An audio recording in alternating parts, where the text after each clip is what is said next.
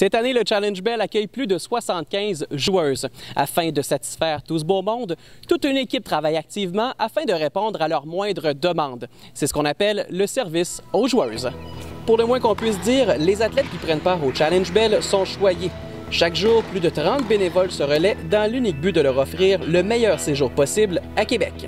Les services les plus importants qu'elle recherche, c'est bien manger, être bien logé, un service de transport exceptionnel.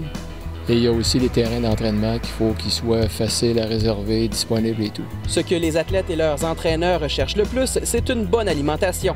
À ce sujet, l'hôtel Lowe's Le Concorde prend charge de toutes leurs requêtes. Tous les jours, on a des thématiques. Donc, ça peut être mexicain, ça peut être asiatique, ça peut être californien.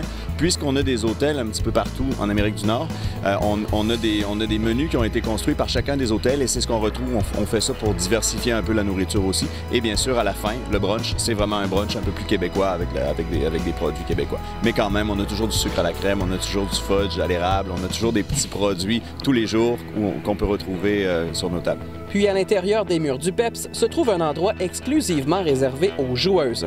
Bien, moi, mon travail, en fait, c'est que je m'assure que tout roule bien, que tout est en ordre, que tout est correct pour les joueuses si on a besoin de quelque chose, autant des balles ou transport pour aller à quelque part de particulier. On offre plusieurs services. On a les balles, les serviettes, on a l'Internet. Ils ont plusieurs postes Internet là, où ils peuvent aller sur Skype, entre autres.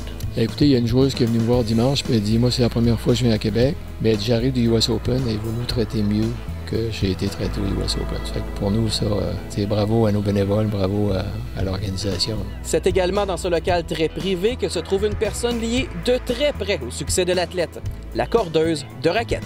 Bien, c'est de corder leur raquette à chacune leur façon. Donc, ils ont des tensions différentes, des patterns différents. Il y en a qui veulent 2 nœuds, 4 nœuds. Ils ont souvent 2 tensions différentes. Il y en a avec du boyau naturel qu'on fait des pré-stretch à 5, 10, 15 ou 20 %. Donc, c'est de satisfaire tout le monde.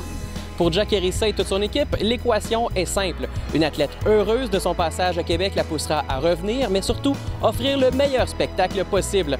Bref, ce sont les amateurs qui en sortiront gagnants. Louis Simon-Lapointe au Challenge Bell.